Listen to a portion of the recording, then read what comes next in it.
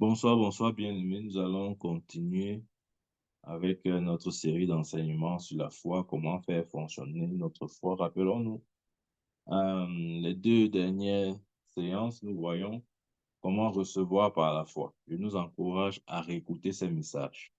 Amen. Nous n'allons pas revenir sur ce que nous avions dit, mais j'aimerais simplement poursuivre, puisqu'il s'agit d'une série d'enseignements.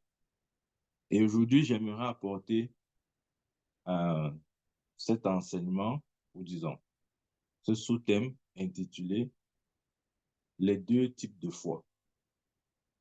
Amen. Les deux types de foi.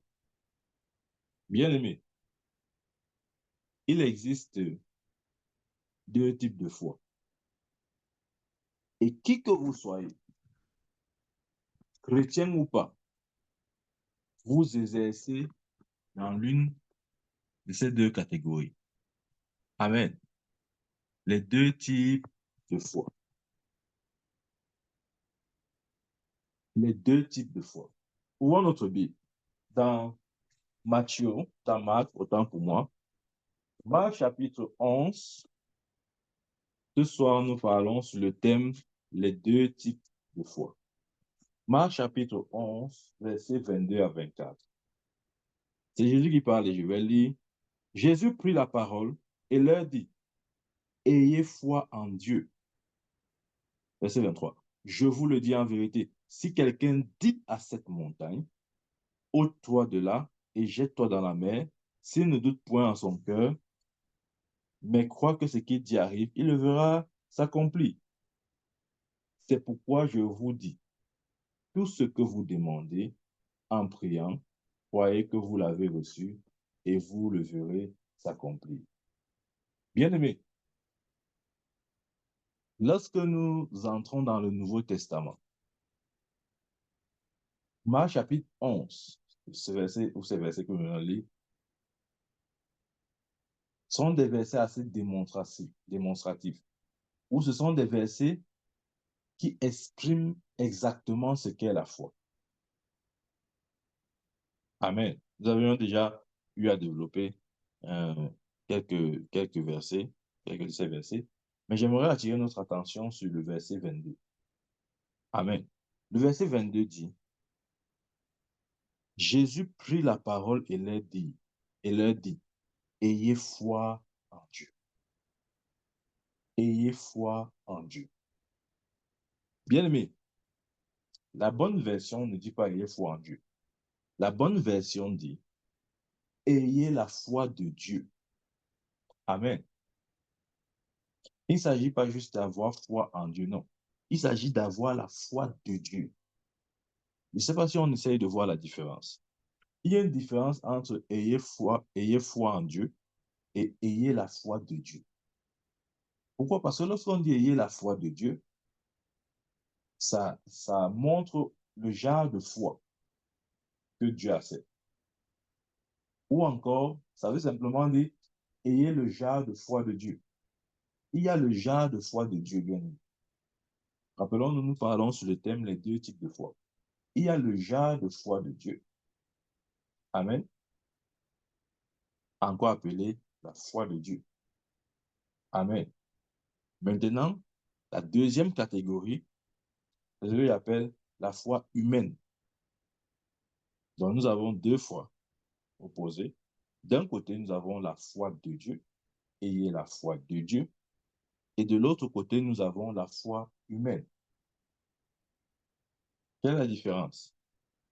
La foi humaine, c'est une foi essentiellement basée sur la connaissance des informations obtenues par les sens. Amen. C'est-à-dire la perception sensorielle. C'est ça la foi humaine. Et tous les hommes, de manière naturelle, opèrent avec ce genre de foi. C'est la foi basée sur les connaissances et informations obtenues par les sens. Amen. Je prends un exemple. Le cancer, par exemple. La science vous dira, il n'y a pas de remède pour le cancer. Il n'y a pas de solution. On peut juste retarder le jour de ta mort, mais on ne peut pas l'annuler. Vous voyez? Scientifiquement parlant, c'est vrai. Mais avec Dieu, tout est possible. Vous voyez? Maintenant, quelqu'un qui opère avec avec la foi humaine, s'il fait face à un tel problème, il va se laisser aller au découragement. Parce que justement, selon le raisonnement, selon le témoignage des sens, selon la logique, selon euh, la science, etc., il n'y a pas d'issue. Amen. Ça, c'est la foi humaine, bien aimé. C'est la foi qui est basée sur ce qu'on entend, ce qu'on voit, ce qu'on peut percevoir, ce qu'on peut toucher. Amen. C'est pourquoi ceux qui opèrent avec la foi humaine, ils ne peuvent pas entrer en contact des vérités spirituelles. Parce que c'est spirituellement qu'on en juge. On ne voit pas avec les yeux. Regardez, qui de vous a déjà vu Jésus-Christ de Nazareth physiquement? Non, probablement personne. Mais est-ce que ça veut dire que Jésus n'est pas réel pour vous? Il est réel. Comment vous savez qu'il est réel? Par la foi. C'est votre foi qui rend témoignage de son existence. Amen. Parce que nous le connaissons par la foi. Je ne connais pas Jésus par mes oreilles physiques, par mes yeux physiques, par ma bouche. Non. Parce que sur la base des sens, mes sens ne l'ont jamais vu. Mais ma foi l'a déjà vu. Ma foi rend témoignage qu'il est le Dieu vivant, qu'il est le Fils de Dieu. Par ma foi, la Bible dit, par la foi, nous connaissons que toute chose a été créée par la parole de Dieu. Bien aimé, la foi est tellement importante. Nous ne pouvons pas entrer en contact des vérités spirituelles, la connaissance, épignosis, la connaissance parfaite sans l'activation de notre foi. Parce que sur le plan de vue des sens, ça ne veut absolument rien dire. C'est pourquoi les athées ne croient pas en Dieu. Amen.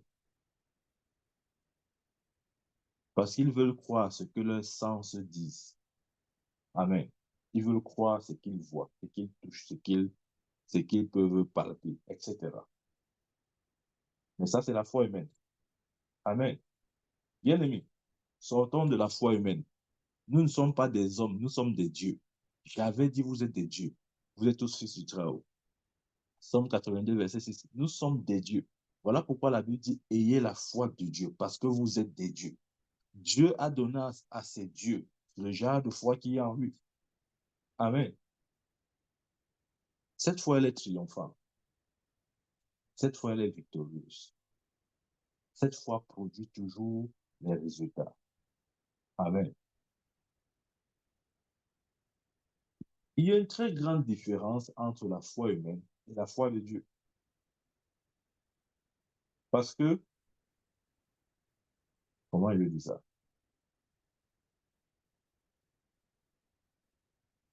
La foi de Dieu, selon Hébreux chapitre 11, la foi de Dieu, c'est l'évidence des choses qu'on ne voit pas. Amen. Ou qu'on ne perçoit pas à partir des sens. C'est ça la foi de Dieu. La foi de Dieu ne fait pas usage de nos sens pour rendre témoignage à une vérité. Non. Non, non, je ne fais pas usage de mes sens pour reconnaître ou bien pour apprécier le monde spirituel. Non. Amen. J'utilise ma foi. J'ai pris l'exemple tout à l'heure. Pour plusieurs d'entre nous, sinon, j'allais dire, pour nous tous, Jésus est vivant. Mais il n'est pas vivant parce que nous l'avons vu. Nous ne l'avons pas vu. Amen. Nous ne l'avons pas vu. Et comment est-ce qu'il est vivant? Par la foi. Nous le reconnaissons et le savons par la foi. Et c'est vrai. Ça veut dire que euh, les choses véritables, les choses réelles, sont les choses invisibles. Rappelons-nous l'exemple de Thomas. Nous connaissons Thomas et ça. On avait dit à Thomas, Thomas, Jésus est ressuscité. Thomas a dit, laissez-moi avec vos choses de Jésus est ressuscité là. Si votre Jésus est réellement ressuscité, je dois le voir. Si votre Jésus est réellement ressuscité, je dois toucher son corps. Je dois mettre ma main sur les paumes de sa main et sur son côté. Parce que j'ai vu comment on a percé son côté. Donc, je dois vérifier. Je dois me rassurer qu'il y a une cicatrice là-bas. Parce que si son côté a été percé, il doit en sortir au moins avec une cicatrice. Amen. Je dois voir les cicatrices dans ses paumes de main. Si sa paume de main a vraiment été percée, a été percée par le clou, il doit avoir des cicatrices là-bas. Amen. Bien aimé, la foi de Thomas, c'est ce qu'on appelle encore la foi humaine, la foi des sens. Nous voulons voir avant de dire Amen. Ouais, en semaine, je parlais, je disais que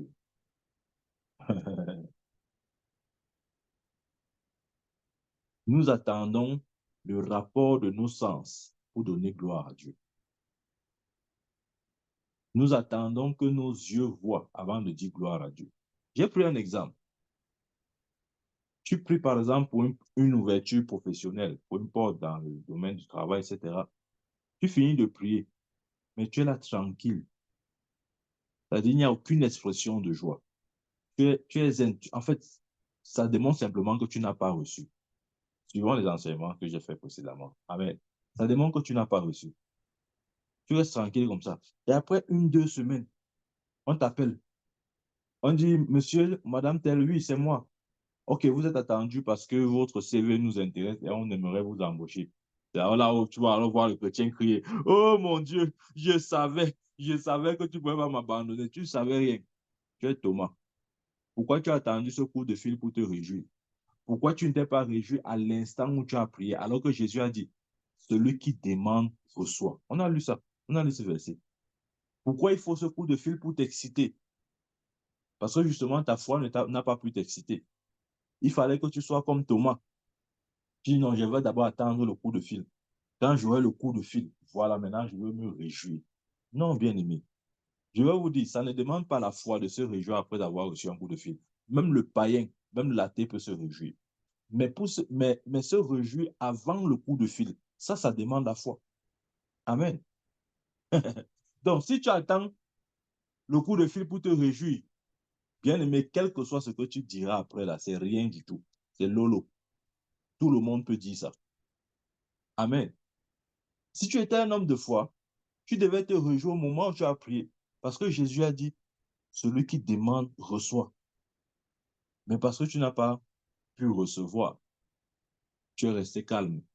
Ouais, des fois, hein, je vais vous dire, Dieu a seulement pitié de nous. Il nous accorde extrême miséricorde.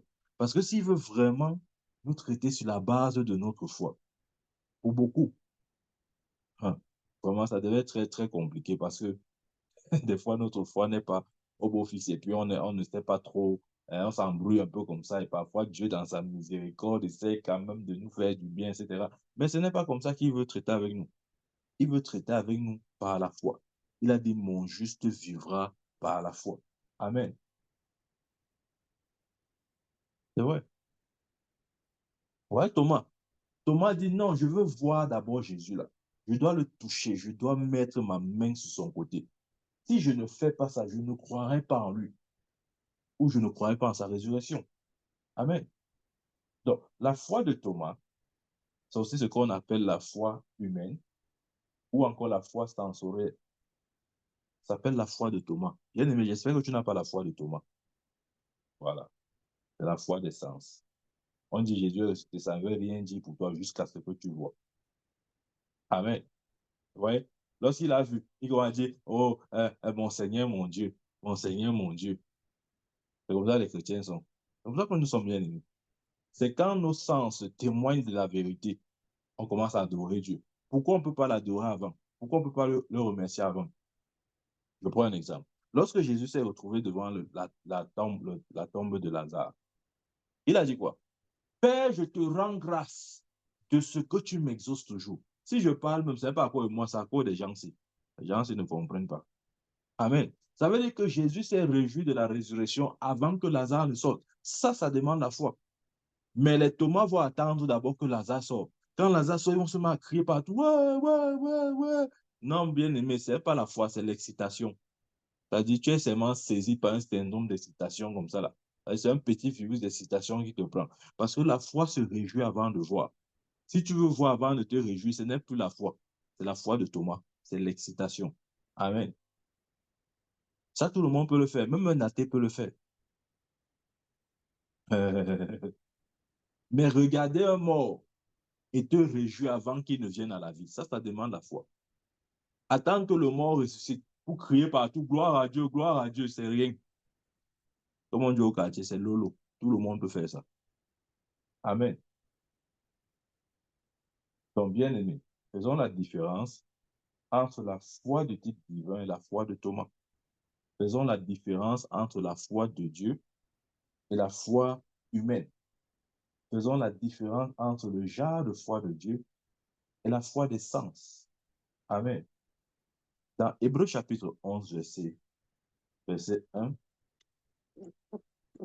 qui est pour moi une définition euh, assez complète de la foi, surtout dans ces deux parties distinctes évoquées, il dit: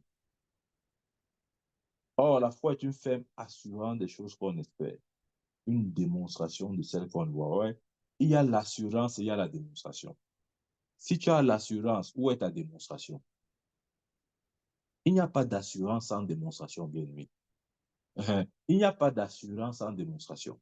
Voilà pourquoi Jacques dit: montre-moi ta foi par les œuvres, et montre-moi ta foi sans les œuvres, et moi je te montrerai ma foi par les œuvres. Voilà pourquoi la Bible dit que Abraham fut justifié par les œuvres. Parce qu'il y a ce qu'on appelle les œuvres de la foi. Si tu as vraiment cette foi-là, cette assurance, où est la démonstration? Amen. Il n'y a pas de démonstration. S'il n'y a pas de démonstration, ce n'est pas encore la foi. Parce que la foi ne se rend complet que par sa démonstration. Amen. Une autre version dit, quand on dit la foi est la ferme assurance des choses qu'on espère, une démonstration de celles qu'on ne voit pas. Une autre version dit l'évidence des choses qu'on ne voit pas. Bien aimé, l'évidence des choses qu'on ne voit pas. Amen. Donc, nous n'avons pas besoin de nos yeux physiques pour marcher par la foi. Ils ne nous servent à rien. Je vais vous dire, nos yeux physiques ne nous servent qu'à marcher dans ce monde, OK? À nous déplacer physiquement. Bien aimé, n'utilise jamais tes yeux physiques pour marcher avec Dieu. Non, ça va te tromper. Ça va te tromper. N'utilise jamais ton raisonnement pour marcher avec Dieu. Ça va te tromper. Parce que la Bible dit: aussi loin que le ciel éloigné de la terre, aussi mes pensées sont éloignées de vos pensées. Donc, on ne peut pas comprendre Dieu avec notre intelligence. Notre intelligence est extrêmement petite pour comparer ou pour se faire, pour que nous puissions nous comparer avec celle de Dieu. Non, l'intelligence de Dieu est au-dessus de tout bien-aimé. Amen. N'ayons pas la foi de Thomas. La foi de Thomas n'est pas du tout la foi. Amen. Pourquoi ce n'est pas la foi? La foi de Thomas n'est pas la foi parce qu'elle ne croit, ne considère pour elle que les choses que les sens physiques peuvent percevoir. C'est ça le problème avec la foi de Thomas. C'est que la foi de Thomas dit: ce qui est vrai, c'est ce que mes sens physiques peuvent percevoir. Si je ne peux pas percevoir, alors ce n'est pas vrai. Amen. Alors ce n'est pas vrai. Je me rappelle en semaine, j'étais en train de rendre témoignage, de prêcher à une Chinoise dans ma classe. Et c'est fou de voir comment est-ce que les gens sont véritablement athées et ne veulent du tout pas entendre même qu'il y a un Dieu quelque part. Elle me dit: tu sais, moi, je ne crois qu'à ce que mes yeux voient. Je dis: ok, voici la terre que tu vois, la lune que tu vois, le soleil que tu vois. À ton avis, ces choses sortent d'où? Elle dit: oh non, ça a été créé par la nature. Je dis: ok, ça a été créé par la nature.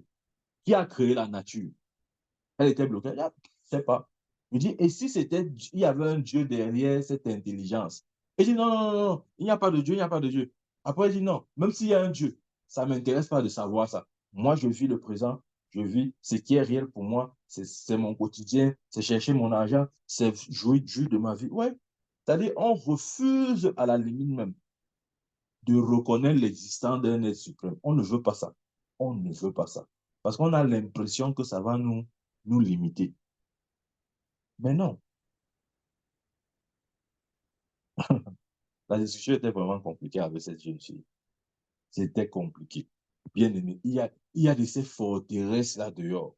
C'est-à-dire, tu écoutes quelqu'un parler comme ça, qu'un intellectuel, il parle même même au niveau du raisonnement, du bon sens, ça ne veut absolument rien dire. Mais il s'entête. Ce que tu vois sort d'où? C'est la nature qui a donné. Bon, d'accord, je suppose c'est la nature. La nature la sort d'où? On ne peut pas répondre à cette question parce qu'on ne veut pas affronter la vérité. On ne veut pas poser sur la table la question de Dieu. Amen. Voilà pourquoi la pauvre dit, ramener toute pensée captive à l'obéissance de Christ. Il y a les pensées captives, bien aimées. Elle dit que, oh là là, je crois que le plus difficile, ce n'est pas de chasser un démon. Croyez-moi, chasser un démon est plus facile que ramener, c'est-à-dire enlever les forteresses dans le cœur des gens. Parce que les gens sont braqués. Tu veux même essayer d'expliquer, même avec la logique, même sur le plan de la logique, ils refusent d'être logiques. Vous voyez ce que je veux dire? S'il y a une table, si nous voyons une table, ok, allons même dans le domaine des sens. Si nous voyons une table, reconnaissons qu'il y a une intelligence qui a fait cette table ne sort pas de nulle part. Et s'il y a une intelligence, qui dit intelligence dit une personne. Et c'est donc qui? Cette table ne sort pas de nulle part. Quelqu'un l'a certainement fabriquée. Puisque quand on voit la façon à laquelle la table a été confectionnée, c'est clair qu'il y a quelqu'un qui a fabriqué cette table. Elle ne peut pas s'être fabriquée d'elle-même. Mais non, on ne veut pas ça. On ne veut pas. On ne veut pas. On préfère rester dans le déni, continuer comme ça, dire que non, moi je vis ma vie comme ça, je ne veux pas les choses de Dieu là dans ma vie. Mais c'est une erreur, bien. Amen. C'est une erreur.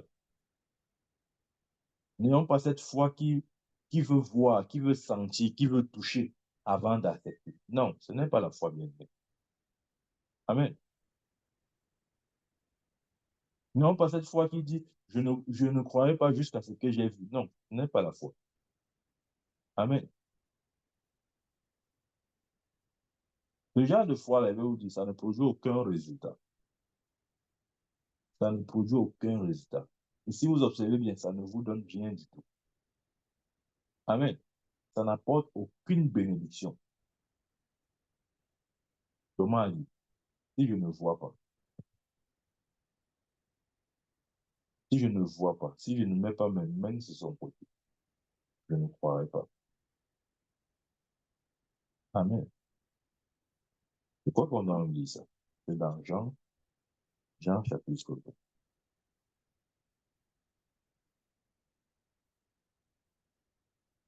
Bien-aimé, n'est pas la foi de Thomas. Pour sortir de là. Ça ne sert à rien, bien-aimé.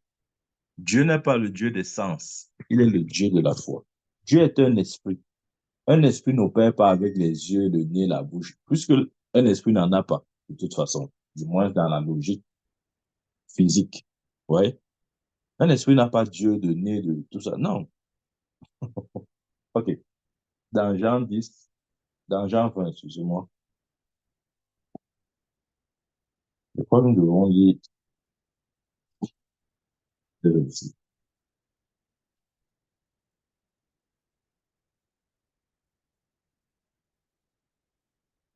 Jean chapitre 20, je lis à partir du verset,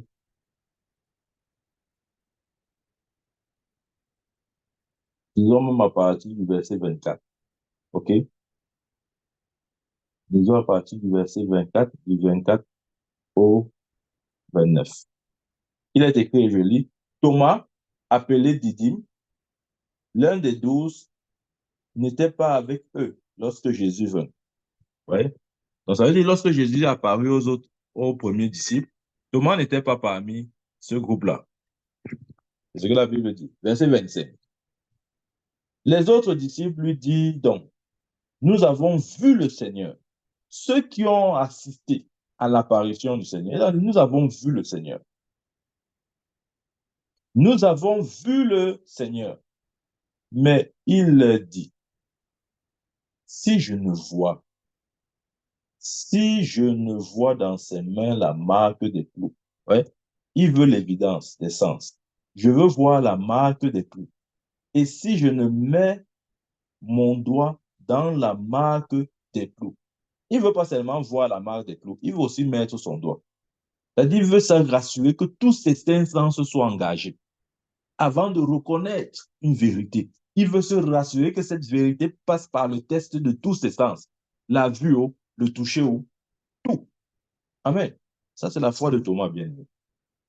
Si je ne vois dans ses mains la marque des clous, et si je ne mets mon doigt dans la marque des clous, et si je ne mets ma main dans son côté, je ne croirai pas.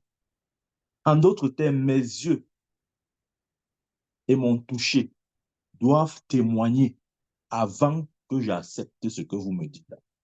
Si ce n'est pas le cas, je n'accepterai pas. Je ne croirai pas en votre résurrection. De toute façon, c'est à vous qu'il a apparu. Moi, il ne m'est pas apparu. Amen. Mais ça, c'est la foi des sens. La Bible dit, verset 26, 8 jours après, les disciples de Jésus étaient de nouveau dans la maison.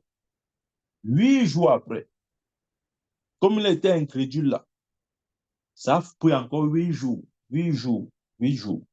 8 jours après, les disciples de Jésus étaient de nouveau dans la maison et Thomas se trouvait avec eux. Jésus vint. Les portes étaient fermées, se présentant au milieu d'eux et dit, la paix soit avec vous. Bien-aimés, ils étaient certainement dans une pièce. La Bible dit la porte était fermée, Jésus vint. Comment Jésus a fait pour arriver là-bas avec les portes fermées?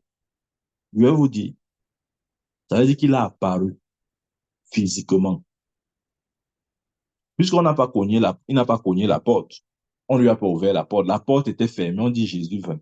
Comment? Il a apparu. Oui. Ça, c'est encore un autre sujet. Maintenant, si tu restes comme ça là chez toi, un homme de Dieu apparaît, tu vas dire qu'il est sorcier. Tu vas dire que c'est la sorcellerie. Tu vas dire que c'est quoi ça? C'est quoi ça? C'est la sorcellerie. Mais quand Jésus apparaît, tu ne parles pas. Si tu restes comme ça là, un homme de Dieu apparaît à côté de toi. Physiquement, tu vas dire qu'il est sorcier. C'est ça ton problème. Amen. Continuons. Il dit, les portes étaient fermées et Jésus vint. Les portes fermées. Ça veut dire qu'il a apparu. Et s'il a apparu là-bas, ça veut dire qu'il a disparu là où il était. Donc, certainement, avant de venir là, il était quelque part. Et il a disparu de là pour apparaître là où, là où les disciples étaient rassemblés. Amen. Quel est ce Jésus qui disparaît et qui apparaît?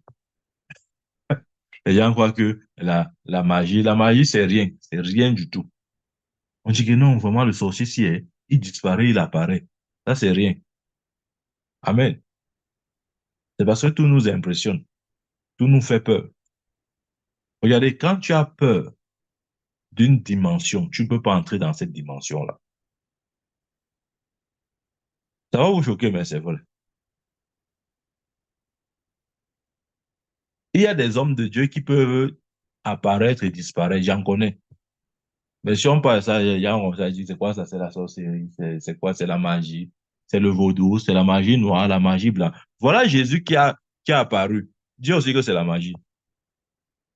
C'est parce que notre esprit n'est pas disposé à recevoir certaines dimensions. C'est pourquoi Dieu nous laisse au niveau où nous pouvons encore comprendre. Amen. Hmm.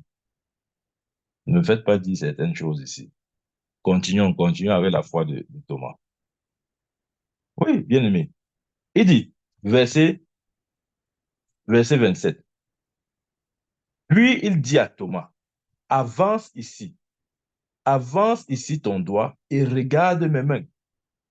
Avance aussi ta main et mets-la dans mon côté. Et ne sois pas incrédule, mais crois. Bien aimé, cette apparition, c'était pour Thomas. Jésus savait exactement les pensées de Thomas. Et 8 jours après, il est venu le confronter. Amen. Il a dit, mets ta main, comme tu voulais mettre ta main là. Ouais, pendant qu'il disait ça aux autres disciples, Jésus n'était pas là. Mais lorsque Jésus apparaît, il parle de ce qu'ils ont parlé lorsqu'il n'était pas là. Comment Jésus a su leur sujet de conversation à son absence? Et à peine il arrive, il n'attend même pas qu'on lui informe de quoi que ce soit. Il prend la conversation là où ça s'était arrêté. Je sais, tu vas bientôt dire que non, c'est Jésus, mon prophète. C'est Jésus. Tu sais, bon, Jésus, là, il est mystérieux. Amen. Continuons seulement. Verset 28. Thomas lui dit, mon Seigneur et mon Dieu. Jésus lui dit, parce que tu m'as vu, tu as cru. Heureux ceux qui ne m'ont pas vu et qui ont cru. Ouais, après que ces saints sont rendus témoignage de la résurrection, regardez Thomas. Il dit, mon Seigneur et mon Dieu. Jésus a dit, ouais, parce que tu m'as vu, tu as cru. Mais heureux ceux qui ne m'ont pas vu et ont cru. Peut-être tu ne sais pas ce que ça veut dire. Jésus essaye de dire ici, là, que toi qui n'as pas vu, qui ne l'as pas vu en chair, heureux là-bas, le mot c'est béni. Béni soient ceux qui ne m'ont pas vu mais ont cru. Ça veut dire quoi? Ça veut dire que toi qui m'écoutes et qui n'as peut-être jamais vu Jésus physiquement, mais qui est réel pour toi, mais pour toi, il est réel. Tu es plus béni que Thomas qui a vu Jésus. Amen. C'est ce que Jésus dit. Il dit, parce que tu m'as vu, tu as cru. Heureux ceux qui ne m'ont pas vu et qui ont cru. Une autre version dit, béni. Bénis soient ceux qui ne m'ont pas vu et ont cru. Donc, Dieu salue toujours la foi. Amen. Dieu salue toujours la foi de l'homme. Amen. Dieu salue toujours la foi de l'homme. Le verset 28, il a dit quoi? Thomas dit, mon Seigneur et mon Dieu. En d'autres termes, je t'ai vu et maintenant je crois. Mais bien aimé, Jésus n'a pas été ému par ces paroles. Parce qu'il a appelé Jésus Seigneur et Dieu après l'avoir vu. Ça ne l'a pas ému. Amen. Pas plus par sa foi descendante. Non, absolument pas. Parce que Thomas, il a manifesté une incrédulité. La première, il avait dit quoi? Ne sois pas incrédule, mais quoi? Il a manifesté une incrédulité. Il était si incrédule que Jésus a dû venir le confondre dans son incrédulité. Et maintenant, il vient dire, mon Seigneur, mon Dieu. Jésus n'était pas vraiment content de lui. Parce qu'il s'attendait à ce qu'il croie. Même pas parce que les autres disciples ont dit que Jésus est ressuscité, mais parce que Jésus lui-même avait dit, après 3 jours, le Fils de l'homme reviendra à la vie. Amen. Donc, bien aimé, si tu entends quelqu'un dire des phrases du genre, non, je dois d'abord croire avant de voir, ne t'inquiète pas, c'est le descendant de Thomas là-bas. Amen. C'est l'esprit thomatique qui est en lui. Faut pas chercher de midi à 14 heures. Quand quelqu'un dit, je veux voir avant de croire, c'est l'esprit thomatique. Amen. Et avec cet esprit, tu ne peux aller nulle part. Parce que Dieu ne traite pas avec les incrédules. Amen. Mhm. Il a dit, bénis soient ceux qui ne m'ont pas vu, mais qui ont cru en moi. C'est celui-là qui est béni, bien-aimé. Dieu ne voudrait pas que nous reconnaissions pour vrai ce que nos sens établissent comme étant vrai. Non, il ne s'agit pas des sens. Ce que je veux dire, c'est quoi? C'est que quelqu'un peut dire, ou peut-être vous pouvez même vous dire, ou je peux même me dire, comment je peux dire que je suis riche alors qu'il n'y a pas d'argent dans mes poches? Comment je peux confesser que je suis riche alors que mon compte bancaire est à zéro? Ouais. Des fois, nous sommes confrontés à ce genre de situation où on dit, mais comment je peux dire que je suis riche alors que je n'ai pas d'argent dans mon compte? Comment je peux dire que je suis riche alors que mon compte bancaire est à zéro? Amen. Ou même, comment est-ce que je peux dire que je suis guéri alors que je ressens les douleurs dans ma chair? Bien aimé, si tu m'écoutes ce soir, ne te pose plus ces questions stupides. La Bible dit dans Hébreux 11, verset 1 qu'on a lu dans sa dernière partie, que la foi, c'est l'évidence des choses qu'on ne voit pas. C'est l'évidence des choses qu'on ne voit pas. Donc, si tu veux voir, ce n'est plus ça.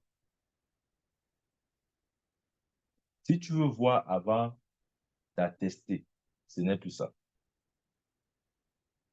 C'est l'évidence des choses qu'on ne voit pas.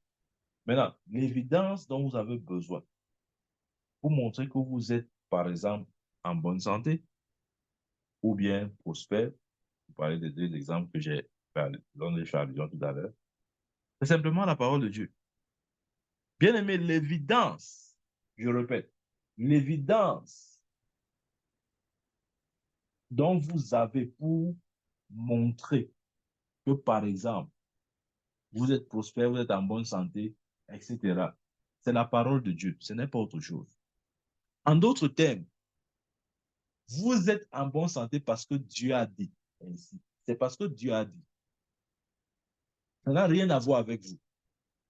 Ça n'a rien à voir avec vos sens. Ça n'a rien à voir avec vos capacités votre capacité de percevoir à partir de vos sens physiques, l'œil, le toucher, comment vous ressentez. Non, ça n'a rien à voir, bien.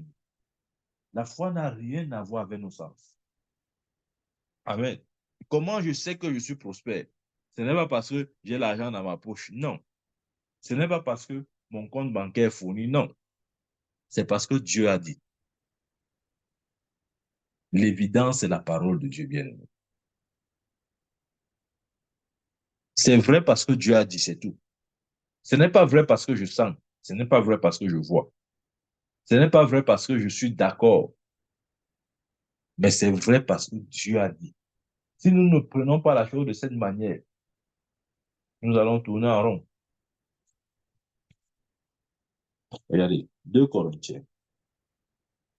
2 Corinthiens chapitre 8.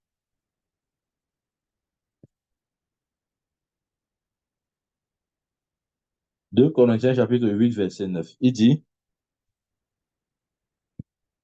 car vous connaissez la grâce de notre Seigneur Jésus-Christ, qui pour vous s'est fait pauvre, de riche qu'il était, afin que par sa pauvreté vous fussiez enrichis. Vous connaissez la grâce de notre Seigneur Jésus, qui pour vous s'est fait pauvre, de riche qu'il était, afin que par sa pauvreté vous fussiez enrichis. Je l'ai dit en semaine.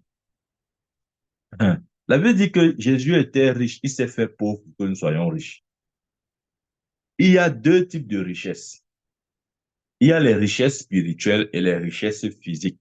Dans le physique, mettez matériel, finance et tout ce que vous voulez. OK? Si la Bible dit que Jésus s'est fait pauvre, il y a deux cas de figure, pas trois, il y a deux, seulement deux. Soit on parle de la pauvreté spirituelle, soit on parle de la pauvreté physique. OK? Il n'y a que deux. Soit c'est spirituel, soit c'est physique. Mais nous savons qu'il est impossible que Jésus soit pauvre spirituellement. Ça, c'est impossible. OK? C'est impossible. Donc, lorsque la Bible dit que j'essaie juste d'amener cette lumière dans notre esprit, où elle dit la parole de Dieu est la lumière. La lumière doit jaillir. Par ta lumière, nous voyons la lumière. Par ta lumière, nous voyons la lumière. C'est par la parole de Dieu qui est la lumière que nous voyons la lumière, qui est le véritable nous en Christ Jésus. Amen. Donc, je découvre qui je suis en Christ Jésus par la lumière de la parole de Dieu. Et voici cette lumière, une des lumières que j'essaie d'exposer ici là. La lumière qui établit d'une certaine façon notre abondance. C'est ce verset. Ouais, je n'ai jamais écrit la Bible. Dis-toi que je suis en train d'imaginer. Ouvre ta Bible, 2 Corinthiens chapitre 9, verset 8. Il dit, ou 2 Corinthiens chapitre 8, verset 9, excusez-moi. Il dit, car vous connaissez la grâce de notre Seigneur Jésus-Christ, qui pour vous s'est fait pauvre. Il s'est fait pauvre pour qui? Pour nous. Uh-huh. Qui pour vous s'est fait pauvre? De riche qu'il était. Il était riche, il s'est fait pauvre. Dans quel but? Afin que par sa pauvreté, vous fussiez enrichis. Ici, bien aimé, ce n'est pas la pauvreté spirituelle. Jésus n'a jamais été spirituellement pauvre, croyez-moi. C'est la pauvreté matérielle. Ça veut dire que Jésus a été dans le manque pour que nous soyons dans l'abondance. C'est pourquoi je crois que l'Église doit être prospère. En fait, la prospérité, les gens croient que la prospérité, c'est un évangile. Ce n'est pas un évangile. La prospérité, c'est un état. C'est un fait. Amen. Regardez. Comment je vous dis ça? L'évangile, c'est le message. L'évangile, c'est la parole de Dieu. La prospérité ne fait pas partie de l'évangile parce que c'est une partie intégrante du royaume de Dieu. Ouais, personne ne peut aller euh, chez, peut-être en Angleterre, chez la reine Elisabeth, et voir une maison pauvre. Non, c'est le standard normal. C'est- la richesse, c'est le standard normal. Ça ne fait pas partie des discussions, bien aimés. Vous avez les chrétiens qui sont en train de discuter que, ouais, est-ce que l'église doit être prospère, l'église doit être prospère, l'évangile de la prospérité, ils n'ont rien compris. La prospérité n'est pas un évangile, c'est un état. Amen. De la même manière que la justice est un état. Amen. C'est un état dans lequel nous sommes. Ouais, le problème, c'est que tu as peut-être accepté cet état de justice, mais tu combats encore avec avec la prospérité. Je dis non, peut-être que, est-ce que c'est que ça va faire que, non, bien aimé. Amen. Il dit, regardez, car vous connaissez la grâce du Seigneur Jésus-Christ, qui pour vous s'est fait pauvre de riche qu'il était, afin que par sa pauvreté vous fussiez enrichis. Amen. Par sa pauvreté vous fussiez enrichis. C'est écrit dans la Bible. Donc, bien, on va discuter sur ça. Est-ce que l'Église doit être prospère? Est-ce qu'on doit être prospère? Est-ce qu'on doit être pauvre? Jésus a dit, la Bible a déjà dit que Jésus s'est fait pauvre pour qu'on soit riche. Point final. Maintenant, si tu veux t'accommoder à la pauvreté, tu veux faire marcher pour habiter avec la pauvreté, ben, c'est ton choix. Pour habiter avec ça. Mais laisse les gens qui ne croient pas en ça vivre la vie qu'ils veulent vivre en Christ Jésus. De toute façon, c'est, c'est un droit d'alliance. Ça fait partie de l'alliance du contrat dans lequel nous sommes. Amen. Donc, bien aimé, n'apportons pas les discussions vaines là que est-ce que l'Église doit être prospère, on doit pas être prospère, on doit être pauvre, on doit être riche. Le standard, c'est la richesse. OK. On quitte derrière. C'est pas un débat. Le standard, c'est la richesse. Il s'est fait pauvre pour que nous soyons enrichis. Point final. Voilà. Donc, on ne devrait pas faire de ça un débat. Cherchons plutôt à davantage grandir dans la connaissance du Fils de Dieu. Ce que Paul Pierre dit, croissez dans la connaissance du Fils de Dieu. Ça, c'est la priorité, la chose prioritaire, bien aimée. C'est ne pas savoir si la possibilité, c'est un évangile. Ce n'est pas un évangile, c'est un état, c'est un fait. C'est un fait. Je suis un homme, c'est un fait. On va pas se mettre à discuter ça. On va dire, est-ce que Michael, c'est un homme? Est-ce que c'est une femme? Est-ce que c'est un transgenre? Moi, je suis rien de tout ça. Je suis un homme, hein. Je suis rien de tout ça. OK? Je suis né homme. Voilà. C'est comme ça que Dieu aussi a engendré l'Église dans la prospérité. Point final. Amen. Donc, bien aimé, c'est important de ne pas manifester la foi de Thomas. Vivons la foi de Dieu. Ayons la foi de Dieu. Il dit le Somme 23, l'Éternel est mon berger, je ne manquerai de rien. Dans 1 Pierre 2, 24, par ses mesures, nous avons été guéris. Bien aimé, voilà les évidences dont nous avons besoin pour garantir nos droits d'alliance en Christ Jésus. Pourquoi est-ce que je suis prospère?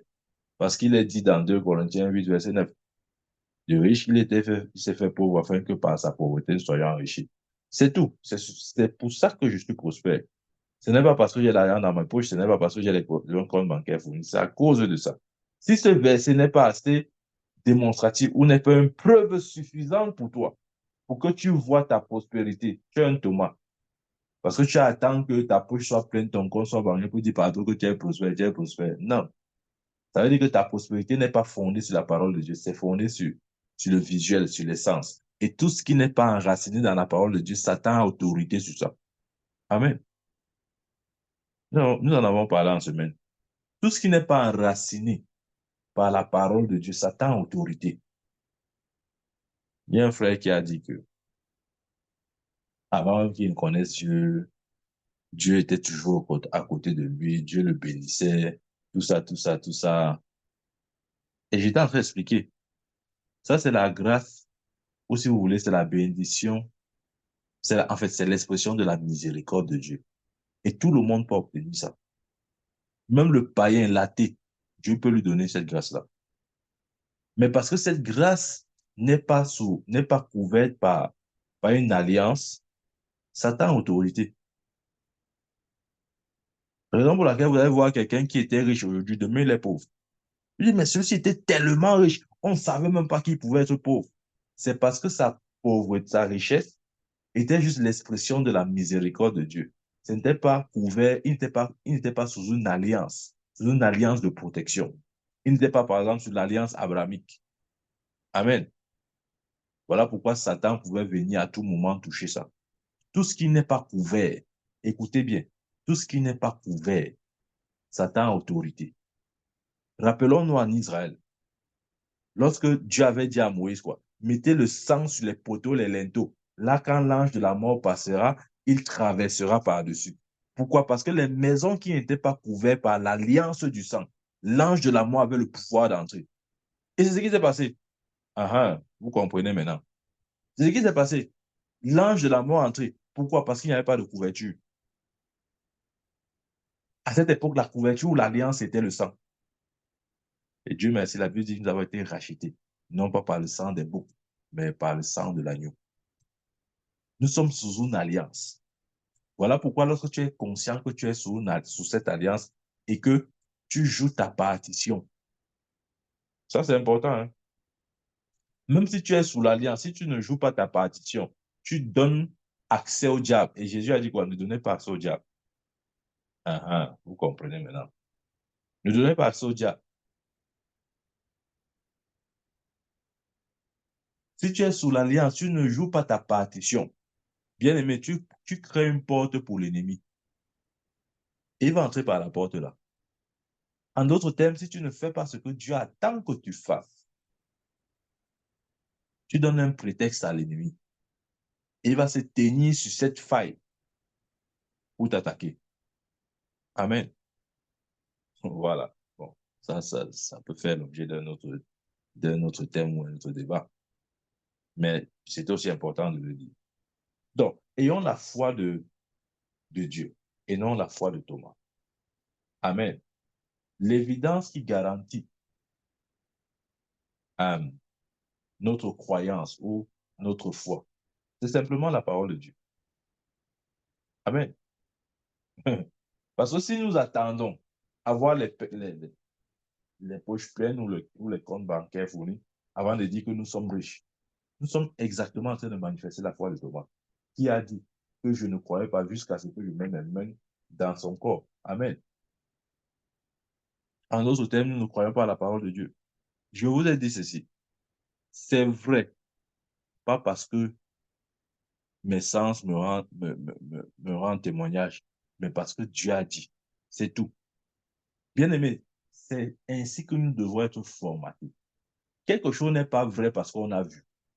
Regardez, les anges sont vrais. Pourquoi? Peut-être vous ne les avez jamais vus. Mais les anges sont vrais parce que la parole de Dieu rend témoignage d'eux. Ce n'est pas vrai parce que vous avez vu. Non, vous n'avez pas besoin de voir pour que ce soit vrai. Vous avez juste besoin de savoir ce que Dieu dit. La Bible dit dans Romains 3, verset 4, que tout homme soit considéré pour mentir, que seul Dieu soit considéré pour vrai. Quelque chose est vrai parce que Dieu est impliqué. C'est tout. Ça n'a rien à voir avec nous. Ça n'a rien à voir à, à, à notre perception, à nos sens, etc. Mais ça a tout à voir avec ce que Dieu dit. Amen. Les Thomas sont les réalistes. Ouais, quand tu vois un chrétien qui dit, non frère, tu vois, la vie là, il faut être réaliste. C'est un Thomas, il faut le laisser. Amen. Ce que je veux dire, c'est quoi? C'est que je ne suis pas en train de nous dire de ne pas réfléchir. Non, ce n'est pas ce que je dis. Mais ce que je veux dire, c'est que si notre réflexion va au-delà même de ce que Dieu a dit, là, nous sommes déjà fous. Je prends un exemple. La science dira que quelque chose n'est vrai que lorsque, par exemple, ça peut être démontré, ça peut être testé, etc.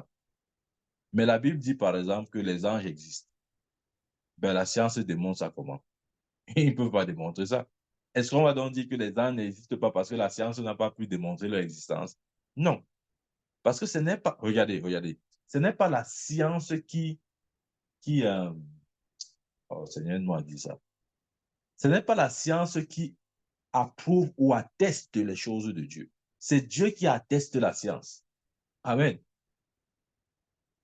Voilà pourquoi en Israël, lorsqu'on guérissait les lépreux, etc., on ne leur disait pas d'aller à l'hôpital. On leur disait d'aller se présenter au prêtre dans le temple. Pourquoi? Parce que c'était Dieu qui devait attester. Ce n'est pas la médecine. J'ai rien contre la médecine, hein. Je vous dis juste comment ça fonctionnait avant. Amen.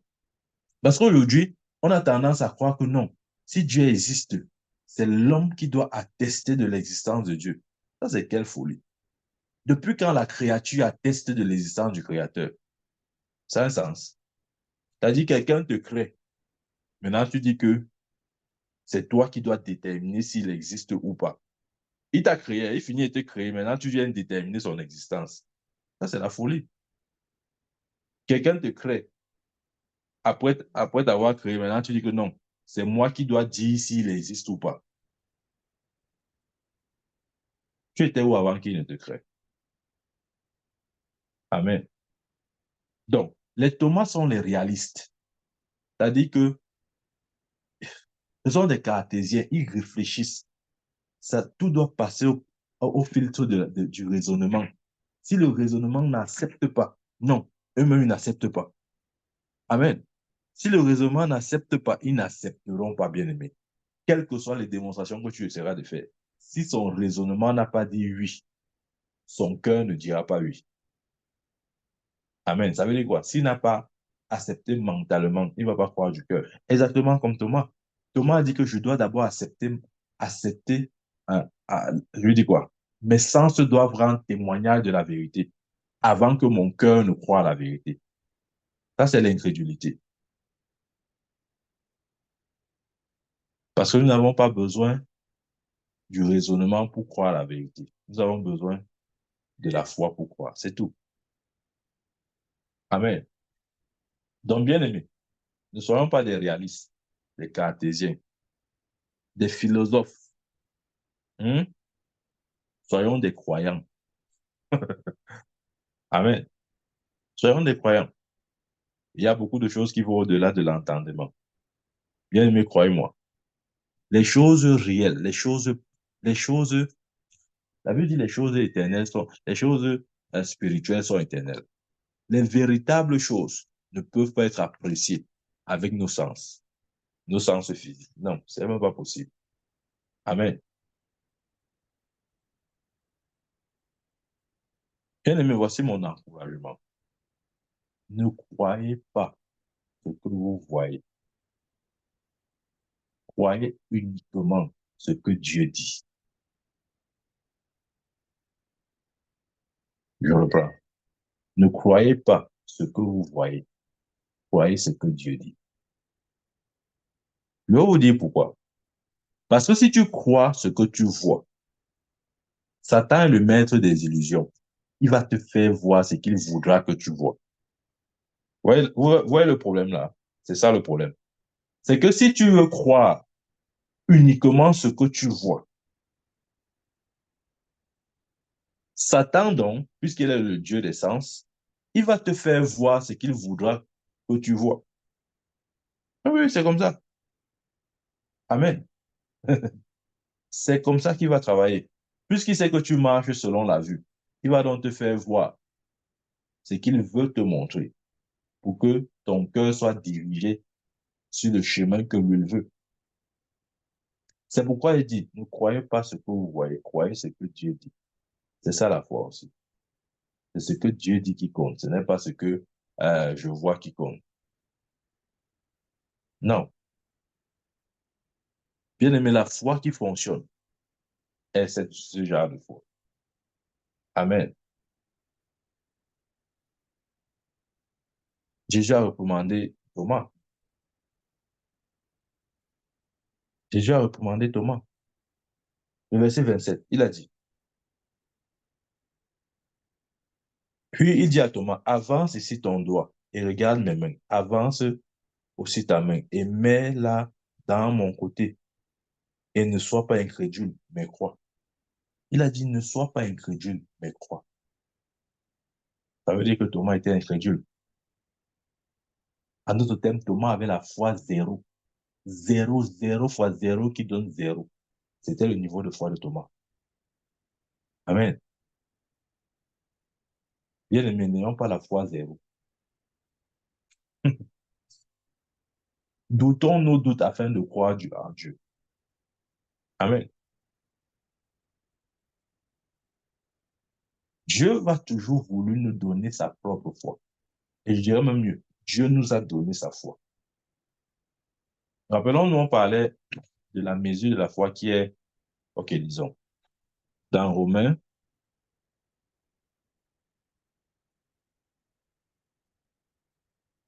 doute tes doutes. Amen. C'est ça.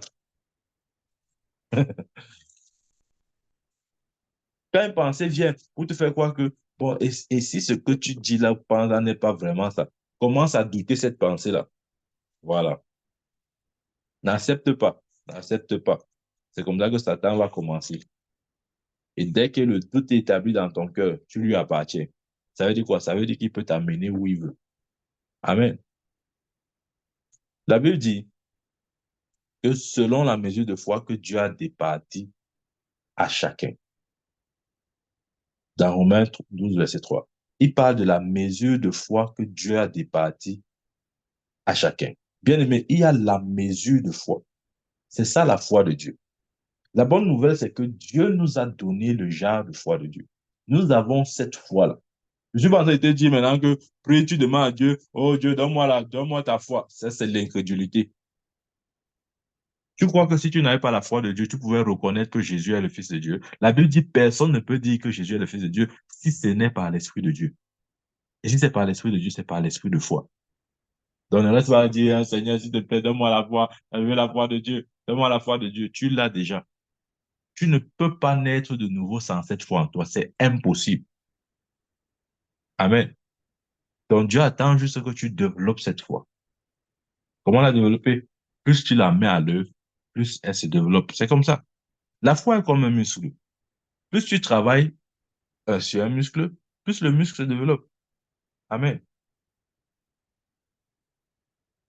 Je nous conseille une fois de plus de réécouter les enseignements faits précédemment. C'est une suite. Ça va nous permettre de bien comprendre l'ensemble de ce qui est dit. Amen. Donc, bien aimé, vous avez la foi de Dieu. Ça, c'est un point qu'il faut comprendre. Sauf si tu me dis que tu n'es pas né de nouveau. Oui. Mais si tu es né de nouveau, je te dis que tu as la foi de Dieu. Bon, c'est pas moi qui dis, tu as lu dans la Bible. La Bible parle de selon la mesure de foi que Dieu a départie à chacun. La mesure de foi que Dieu a donnée. Dieu ne peut pas donner une autre foi si ce n'est sa propre foi. Parce que j'ai dit qu'il y a deux types de foi. Il y a la foi humaine et la foi de Dieu. Si Dieu donne la foi, vous pensez que ça sera une foi humaine que Dieu va vous donner? Non. Ça ne peut qu'être sa propre foi. Dieu ne peut pas prendre la foi humaine pour donner à ses enfants. Non. Il ne peut donner que sa propre foi à ses enfants. Et cette foi-là, nous avons reçu à notre nouvelle naissance. Ça s'appelle la mesure de foi. Je l'ai expliqué. La mesure de foi, c'est la quantité de foi minimale que Dieu dépose en chacun à la nouvelle naissance. Maintenant, c'est à chacun de développer. Si tu développes, ça grandit. Si tu ne développes pas, c'est une sémence en fait. Vous voyez? C'est une sémence. Maintenant, chacun doit développer. Si tu développes, ça grandit. Si tu ne développes pas, ça ne grandit pas. Amen. Donc, bien aimé, ce soir, je voulais nous encourager, non seulement à établir le fait qu'il existe deux types de foi, mais aussi nous faire savoir que nous avons reçu de Dieu sa propre foi. Il pouvait encourager les disciples en disant, ayez la foi de Dieu. Et ce verset s'est accompli pleinement pour nous à la nouvelle naissance. Nous naissons avec cette foi. Et il nous revient de la faire grandir, de l'exercer, de la faire fonctionner pour qu'elle grandisse, etc. Amen. Ne soyons pas des Thomas. Ne soyons pas des Thomas. Bien-aimé, tu n'es pas Thomas. Refuse l'esprit thomatique dans ta vie.